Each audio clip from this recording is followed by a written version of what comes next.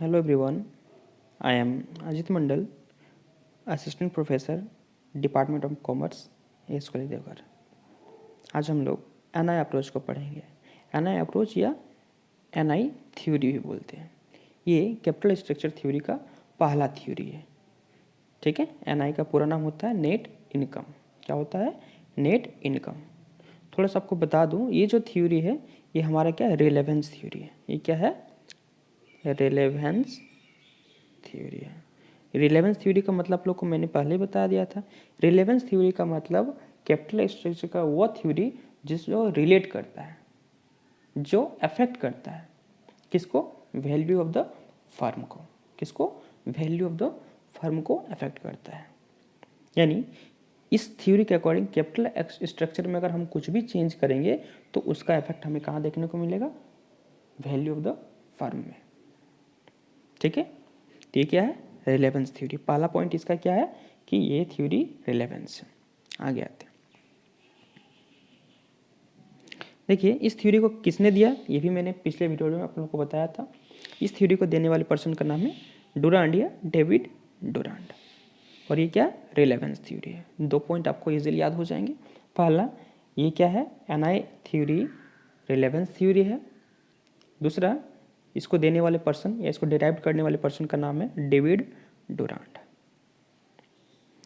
देखिए लिखा है, according to this approach capital structure decision is related with the value of the firm. जैसे कि मैंने आप लोग को बताया, रिलेवेंस का मतलब यहाँ पे क्या है? हर एक जगह रिलेवेंस का अलग अलग मतलब होता है, बट जनरल मीनिंग होता है रिलेवेंस का रिलेट करना, अफेक्ट करना। बट यहाँ पे क्या है? रिलेवेंस थ्योरी का मतलब है कि कैपिटल स्ट्रक्चर डिसीजन जो है वो रिलेट करता है वैल्यू ऑफ द फर्म के साथ। किसके साथ? वैल्यू ऑफ द फर्म के साथ। यानी अगर हम इसमें कुछ भी चेंज करेंगे कैपिटल स्ट्रक्चर में तो उसका इफेक्ट हमें देखने को मिलेगा वैल्यू ऑफ द फर्म में। आगे लिखा है, ए change in capital structure causes change in overall cost of capital and the value of the firm. देखिए यहाँ पे लिखा है कि कैपिटल स्ट्रक्चर में अगर हम कुछ भी चेंज करते हैं तो उससे क्या चेंज होगा? हमारा ओवरऑल कॉस्ट ऑफ कैपिटल, यानी KW बोलिए या KO बोलिए, इसमें चेंज होगा। दूसरा हमारा किस में चेंज होगा? V में। V that is value of the firm. और V का फॉर्मूला क्या था? V equal to S plus B। S यानी market value of shares plus market value of debts. यानी हम कैपिटल स्ट्रक्चर में कुछ भी चेंज करेंगे इसका इफेक्ट हमें 2 जगह देखने को मिल सकता है। पहला ओवरऑल कॉस्ट ऑफ कैपिटल में, दूसरा वैल्यू ऑफ द फर्म में। आगे आते हैं। लिखा, यूज ऑफ हायर डेप्ट।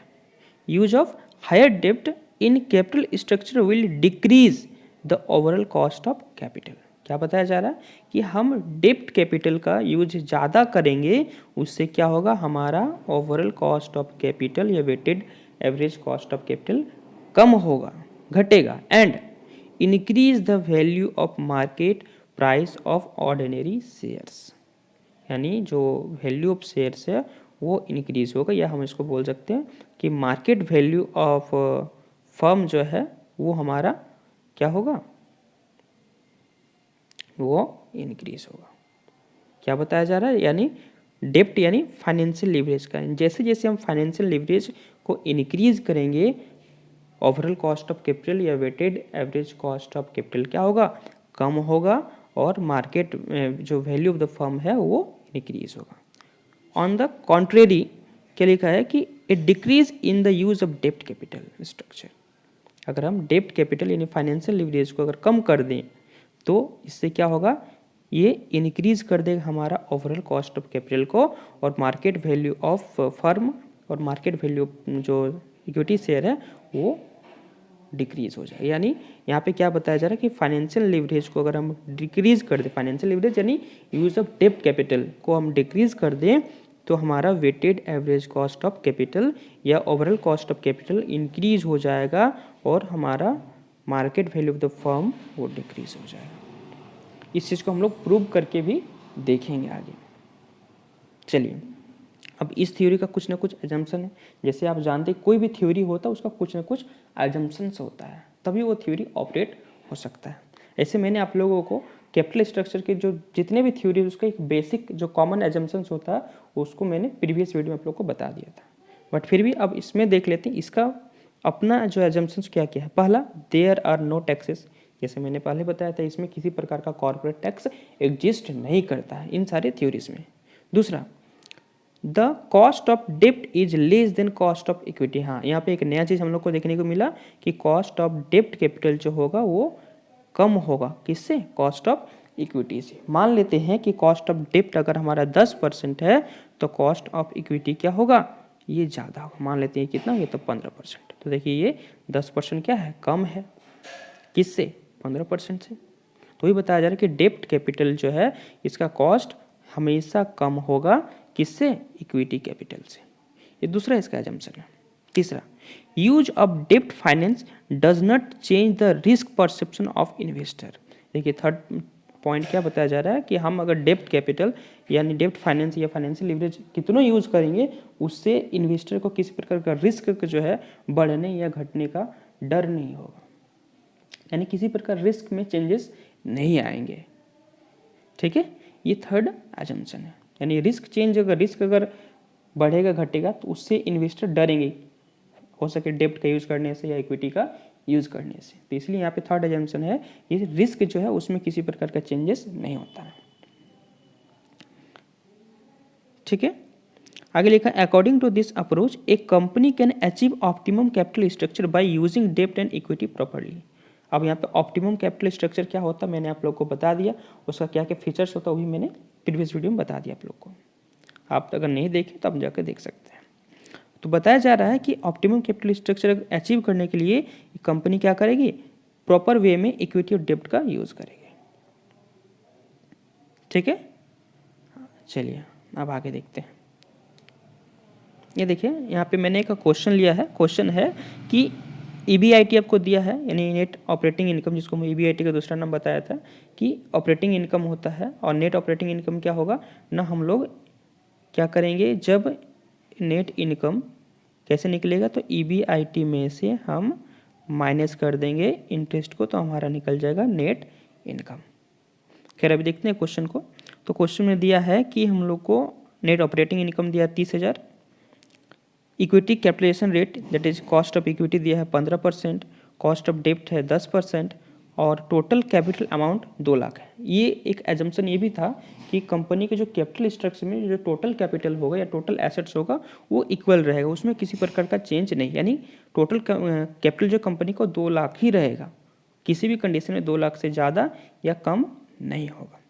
आगे लिखा है कि हम लोग को cost calculate the cost of capital and the value of the firm for each of the following alternative leverage after applying the NI approach. हम लोग को क्या करना है, कॉस्ट ऑफ कैपिटल, ये जनरल यहाँ पे एक वर्ड छूट गया है, ओवरऑल कॉस्ट ऑफ कैपिटल होता है यहाँ पे वो, या weighted average cost of capital होता है वो कैलकुलेट करना है। दूसरा हमको ये बताना है कि हर एक कंडीशन में यानी लीवरेज हम लगाए हैं, यानी डेप्ट कैपिटल अलग अलग फाइनेंशियल लीवरेज यूज करके हमको बताना है NI अप्रोच कैलकुलेट के अकॉर्डिंग कैलकुलेट करना है। और इसी क्वेश्चन के बेस पे हम पूरा थ्योरी को समझने का कोशिश करेंगे हम लोग। तो लीवरेज क्या लगाना है, 0% पे क्या होगा, यानी डेप्ट कैपिटल जब एग्जिस्ट नहीं करता तो क्या होगा, total weighted average cost of capital and value of the firm, फिर 20% में, 50% में, 70% और 100% पे। चलिए आगे आते हैं। तो देखिए मैंने यहाँ पे एक पूरा का पूरा एक टेबल बनाया है, इसमें सब चीज़ को सॉल्व किया, बट कुछ चीज़ें आप लोग को मैं यहाँ पे बता देता हूँ कैसे कैसे कैलकुलेट करना है। तो जैसा कि यहाँ पे देख सकते हैं कि फाइनेंशियल लीवरेज जो है दैट इज डेप्ट कैपिटल हमने यूज़ किया 0% पहला कंडीशन में, दूसरा में 20%, 50%, 70%, 100%, जैसे यहाँ पे आपको दिख रहा था। इन चीज़ों पे यूज़ करके हमने कैलकुलेट किए हैं overall cost of capital and value of the firm. तो टोटल कैपिटल जैसा कि क्वेश्चन बता दिया था कि 2 लाख से ज़्यादा भी नहीं होगा, कम भी नहीं होगा, और इसका एजम्पशन भी है कि total asset of the firm will be remain constant. तो ये कांस्टेंट ही रहेगा, किसी भी कंडीशन 2 लाख से ज़्यादा कैपिटल नहीं होगा। तो पहला कंडीशन क्या है कि 0% अगर हम डेप्ट यूज करते हैं, तो टोटल कैपिटल अगर मेरा 2 लाख होना चाहिए तो उसमें से अगर हम 0% डेप्ट यूज करते हैं, दैट मीन्स डेप्ट यूज ही नहीं करते हैं, तो मेरा टोटल कैपिटल या टोटल इक्विटी शेयर जो कैपिटल वो कितना होगा, 2 ही लाख होगा। डेप्ट कैपिटल 0 तो टोटल कैपिटल हो गया 2 लाख। यहाँ तक समझ में आ गया होगा आप लोग को। नेक्स्ट कंडीशन देखते हैं। जब हम क्या करते हैं 20% डेप्ट यूज करते हैं। तो अब बताइए 2 लाख हमारा टोटल कैपिटल है, 2 लाख का हम 20% अगर डेप्ट कैपिटल यूज़ करेंगे, दैट मीन्स 40,000 मेरा क्या होगा, हम लोग का डेप्ट होगा, और रिमेनिंग दैट इज़ 1,60,000 वो क्या होगा, इक्विटी कैपिटल होगा। ये देख सकते हैं आप यहाँ पे, ये रहा, ये 40,000 डेप्ट कैपिटल हो गया। क्यों? क्योंकि 20% हम यूज़ कर रहे हैं, टोटल कैपिटल का 20% हम डेप्ट कैपिटल यूज़ कर रहे हैं, यानी 40,000, रिमेनिंग 1,60,000 क्या हो गया, इक्विटी कैपिटल हो गया। टोटल कैपिटल 2 लाख ही रहा। थर्ड कंडीशन में हम 50% यूज़ कर रहे हैं, तो 2 लाख का 50% यानी 1 लाख, 1 लाख हम डेप्ट कैपिटल यूज़ कर रहे हैं, और रिमेनिंग 1 लाख जो है वो इक्विटी कैपिटल यूज़ कर रहे हैं। थर्ड कंडीशन है 70%, यानी 2 लाख का 70% यानी 1,40,000, 1,40,000 हम क्या कर रहे हैं, डेप्ट कैपिटल, और 60,000 इक्विटी कैपिटल, टोटल हो गया हमारा 2 लाख। लास्ट कंडीशन है कि हम 100% डेप्ट कैपिटल यूज़ कर रहे हैं, तो यानी 2 लाख पूरा का पूरा डेप्ट कैपिटल हो गया, और इक्विटी कैपिटल 0 हो गया। यानी आप देख सकते हैं पहला कंडीशन में हम 100% इक्विटी कैपिटल यूज़ कर रहे थे, और लास्ट कंडीशन में आप देख रहे हैं कि 100% हम डेप्ट कैपिटल यूज़ कर रहे हैं, और बीच में हम क्या कर रहे हैं, फाइनेंशियल लिवरेज को इंक्रीज कर रहे हैं। Financial leverage that is use of डेप्ट कैपिटल हम लोग यूज़ कर रहे हैं 20%, 50%, 70% तक, और लास्ट में 100%। अब यहाँ तक तो समझ में आ ही होगा आप लोगों को कि टोटल कैपिटल कैसे निकलेगा। आगे अब ईबीआईटी के बारे में आपको क्वेश्चन में दे दिया था, ये देखिए यहाँ पे लिखा है फर्स्ट लाइन में EBIT that is net operating income 30,000 है। तो हमने यहाँ पे लिखा ईबीआईटी कितना, 30,000। ये तो 30,000 हर कंडीशन में रहेगा, यहाँ 30,000 हो गया। अब इंटरेस्ट ऑन डिवेंचर, अब इंटरेस्ट ऑन डिवेंचर के बारे में यहाँ पे दिया हुआ था कि कॉस्ट ऑफ डेप्ट जो 10% है, तो वही हमारा हो गया इंटरेस्ट ऑन डिवेंचर या डेप्ट कैपिटल। तो हम क्या करेंगे, हमारा जो डिवेंचर या डेप्ट कैपिटल था उसका 10% निकालेंगे, वो इंटरेस्ट हो जाएगा। तो देखिए यहाँ पे तो हमने कोई डेप्ट कैपिटल यूज़ किया ही नहीं, तो इसका तो नील हो जाएगा। यहाँ हमने 40,000 किया था, तो 40,000 का 10% यानी 4,000 हो गया। यहाँ हमने 1 लाख किया था डेप्ट कैपिटल यूज, तो 1 लाख का 10% यानी 10,000। इसी तरह से हमने आगे भी किया। अब जैसा कि हम लोग इनकम स्टेटमेंट पढ़े थे, उसमें से ईबीआईटी में हम लोग क्या करते हैं कि इंटरेस्ट माइनस करते हैं, interest on debenture that is fixed financial cost, ये माइनस करते हैं। तो देखिए हमने माइनस किया, तो यहाँ पे 30,000 था, इसमें इंटरेस्ट था ही नहीं, तो 30,000 टोटल हमारा ईबीटी हो गया। यहाँ 30,000 था, 4,000 हमारा इंटरेस्ट था यानी फिक्स्ड फाइनेंशियल कॉस्ट, तो 26,000 ईबीटी हो गया। इसी तरह से हमने बाकी को भी माइनस किया है। अब देखिए यहाँ पे ईबीटी लिखिए चाहे अर्निंग्स टू इक्विटी लिखिए, दोनों में कोई डिफरेंस नहीं। क्यों? क्योंकि यहाँ पे टैक्स एग्जिस्ट ही नहीं करता है। अगर रहता तो ईबीटी में से हम लोग टैक्स माइनस करते हैं, और उसका जो रिमेनिंग बचता वो होता earnings available to equity shares. But यहाँ पे तो टैक्स एग्जिस्ट ही नहीं करता as per the assumption of this theory. So हम लोग क्या किए, ईबीटी हमारा क्या होगा, earnings available to equity share. ये जो है 30,000 इक्विटी शेयर को अर्निंग्स अवेलेबल हो गया। अब मार्केट वैल्यू ऑफ डेप्ट निकालना है, तो मार्केट वैल्यू ऑफ डेप्ट में जो हमारा कॉस्ट ऑफ डेप्ट था वही हमारा मार्केट वैल्यू ऑफ डेप्ट होगा, क्योंकि इसका तो मार्केट वैल्यू अलग से कुछ हो नहीं सकता है। तो पहला कंडीशन में नील था, तो यहाँ भी हमारा नील हो गया। दूसरा कंडीशन में 40,000 था, तो ये 40,000 हो गया। तीसरा में था 1 लाख, तो ये हो गया 1 लाख। चौथा में 1,40,000, तो यहाँ भी 1,40,000। यहाँ 2 लाख था, तो यहाँ भी 2 लाख हो गया। आगे आते हैं। अब market value of equity share, market value of equity share को हम लोग एस से रिप्रेजेंट करते थे, जैसे हमने लोगों को बताया था मार्केट वैल्यू ऑफ डेप्ट को बी से या डी से या टी से, और market value of equity share को एस से रिप्रेजेंट करते हैं। और market value of equity share कैसे निकालेंगे, तो उसका फॉर्मूला आप लोग को मैंने बताया था कि ईबीटी जो आएगा, ऐसे ईबीटी नहीं होना चाहिए, अर्निंग जो है total earning available to equity share बोलना चाहिए, वो उसको डिवाइड करेंगे कॉस्ट ऑफ इक्विटी से। यहाँ पे टैक्स नहीं इसलिए हमने ईबीटी लिख दिया, ठीक है। तो अब देखिए यहाँ पे ईबीटी हमारा कितना है, 30,000 है, और कॉस्ट ऑफ इक्विटी कितना है, क्वेश्चन में आप देखिएगा तो दिया हुआ 15%। आपको दिखा दूँ मैं, 1 मिनट। ये देखिए फर्स्ट लाइन में लिखा हुआ यहाँ पे the equity capitalisation ratio that is cost of equity is 15% that is KE, and cost of डेप्ट इज 10% दैट इज KD। तो कॉस्ट ऑफ इक्विटी दिया है 15%। तो यानी हम लोग करेंगे क्या, हम लोग को जब निकालना market value of equity share, तो हम क्या करेंगे, फॉर्मूला इसे बताएं कि फॉर्मूला हम लोग का था S = EBT डिवाइड बाई के ई। तो पहला कंडीशन में हमारा ईबीटी दिया है 30,000 और कॉस्ट ऑफ इक्विटी है 15%। जब 30,000 को 15% से डिवाइड करेंगे तो टोटल हमारा कैलकुलेशन आएगा 2 लाख। कितना आएगा? 2 लाख। ये आप देख सकते हैं यहाँ पे, ये हमने लिखा market value of equity share. ठीक इसी तरह दूसरा कंडीशन में अगर निकालेंगे तो यहाँ भी ईबीटी हमारा कितना है? 26,000 है। कॉस्ट ऑफ इक्विटी शेयर हमने लिखा नीचे 15% ही रहेगी तो चेंज होगा नहीं, सब में 15% है। तो 26,000 को जब 15% से डिवाइड करेंगे तो हमारा आएगा 1,73,333 रुपये।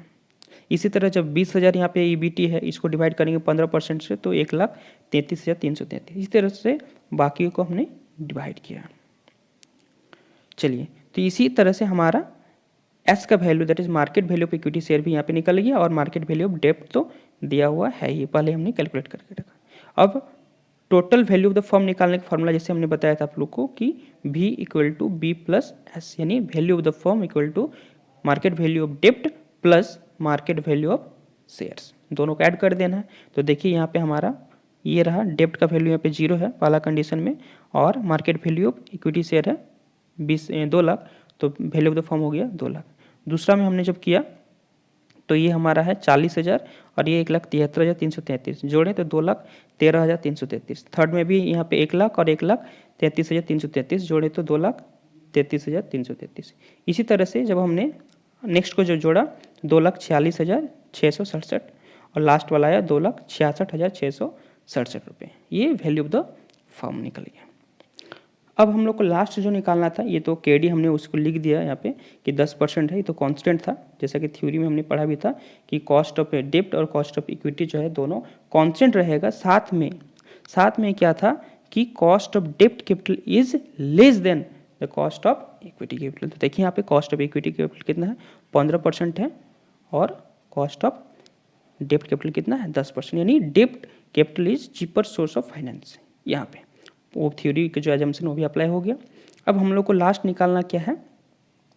Cost of weighted average cost of capital या कॉस्ट ऑफ ओवरऑल कैपिटल निकालना है। तो ये कैसे निकालेंगे? तो मैंने आप लोगों को प्रीवियस वीडियो में 2 फार्मूला बताया था।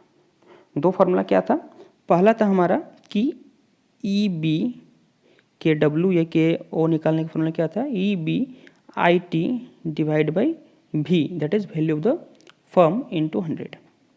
तो यहाँ पे देखिए EBIT हमारा हर कंडीशन में कितना है? EBIT यहाँ देखिए, 1 मिनट, ये रहा 30,000 है EBIT। तो 30,000 हम लोग जब निकालेंगे, जैसे मैंने यहाँ पे निकाला पहला में, तो 30,000 divide by value of the firm. तो पहला condition value of the firm कितना है? 2 लाख है।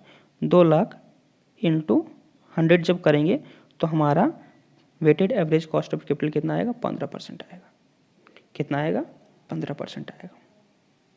आप इसको दूसरी तरह से भी निकाल सकते हैं। दूसरी तरह से कैसे निकालेंगे?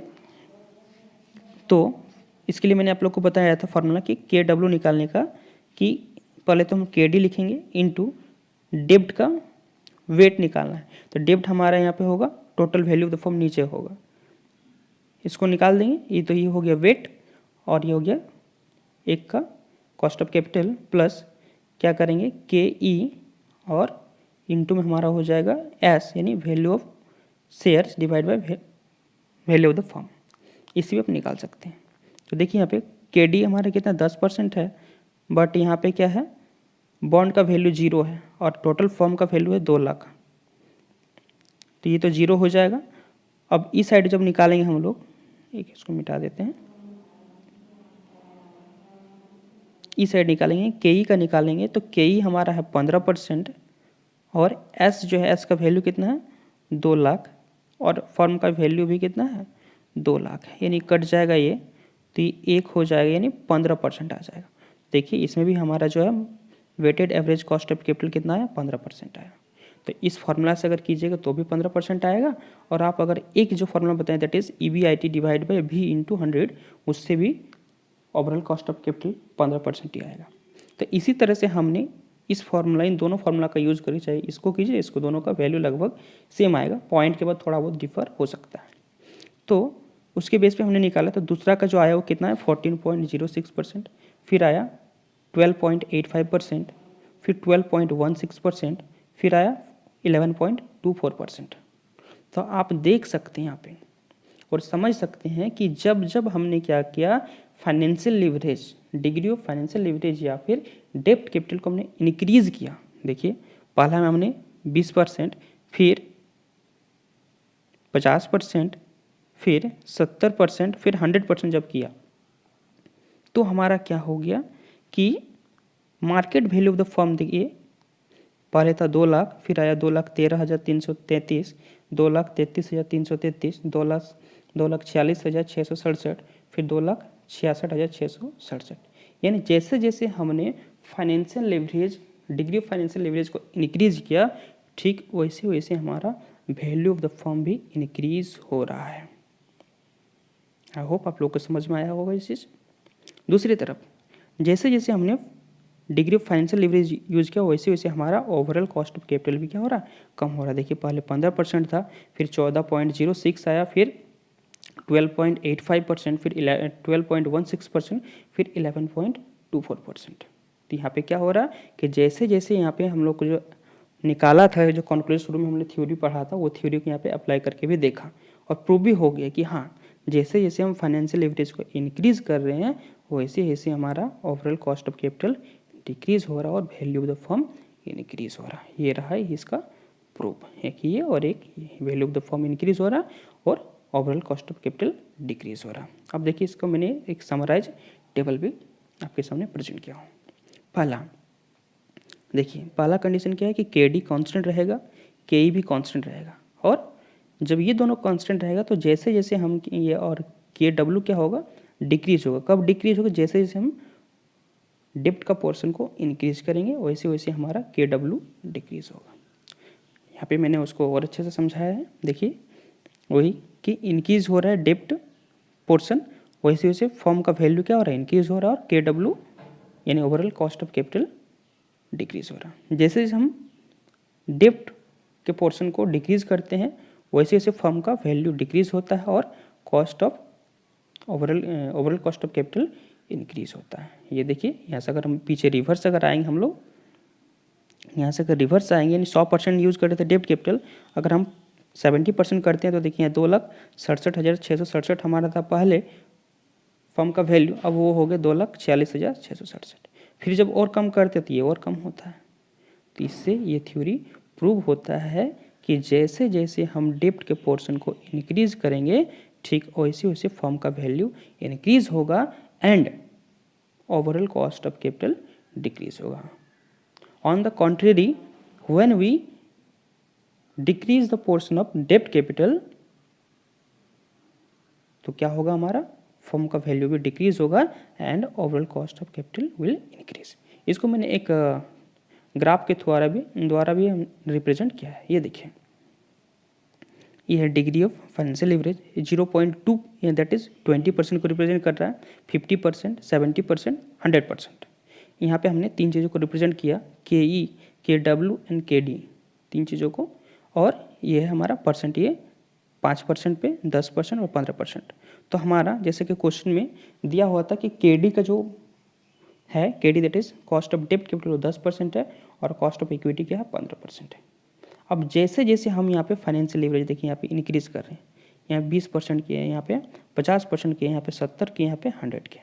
तो जैसे जैसे हम क्या करते हैं, फाइनेंशियल लिवरेज को इंक्रीज करते हैं, डेप्ट कैपिटल का यूज ज़्यादा करते हैं, वैसे वैसे हमारा ओवरऑल कॉस्ट ऑफ कैपिटल, देखिए पहले यहाँ पे 15% था, फिर ये कम हुआ, फिर और कम हुआ, फिर और कम हुआ, फिर और कम हुआ।